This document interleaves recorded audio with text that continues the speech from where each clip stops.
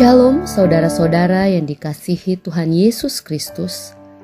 Selamat berjumpa lagi dalam program Rumah Doa, Selasa 28 Juli 2026. Hari ini kita akan membaca firman Tuhan dari Efesus 6 ayat 1-4. Tapi sebelumnya, mari kita berdoa. Terpujilah Engkau ya Tuhan. Saat ini kami akan membaca dan merenungkan firman-Mu. Tuntunlah kami dengan Roh Kudus agar kami memahami kehendak Bapa di sorga. Dalam nama Tuhan Yesus kami berdoa. Amin. Efesus 6 ayat 1-4. Taat dan kasih. Hai anak-anak, taatilah orang tuamu di dalam Tuhan, karena haruslah demikian. Hormatilah ayahmu dan ibumu. Ini adalah suatu perintah yang penting, seperti yang nyata dari janji ini, supaya kamu berbahagia dan panjang umurmu di bumi. Dan kamu, bapak-bapak, janganlah bangkitkan amarah di dalam hati anak-anakmu, tetapi didiklah mereka di dalam ajaran dan nasihat Tuhan. Sahabat rumah doa yang dikasihi Tuhan, anak-anak masa kini bertumbuh di tengah dunia yang penuh dengan pengaruh.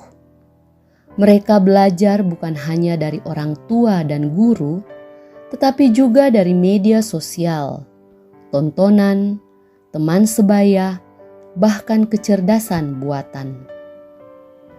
Di tengah banyaknya suara yang membentuk cara berpikir mereka, keluarga tetap menjadi sekolah pertama dan terpenting bagi kehidupan iman seorang anak.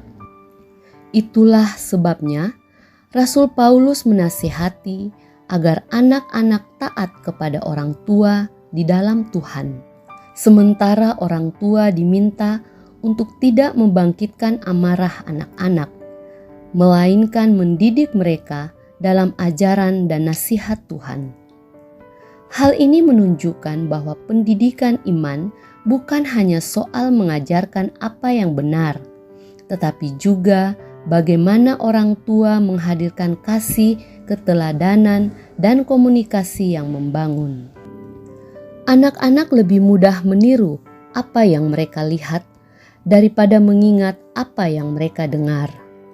Karena itu, mendidik anak dalam ajaran Tuhan bukan hanya tugas gereja atau sekolah minggu, melainkan panggilan setiap orang tua di rumah.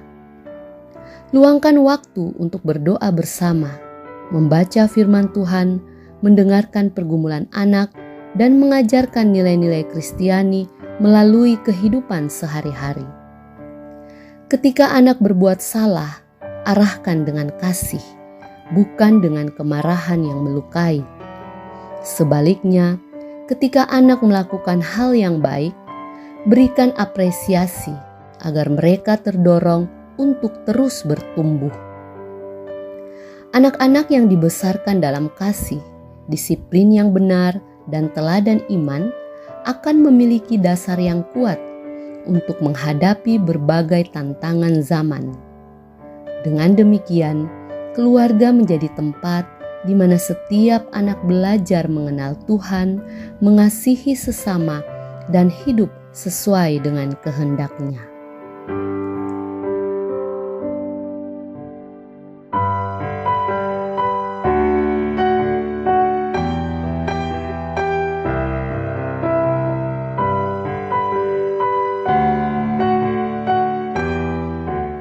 Mari kita berdoa.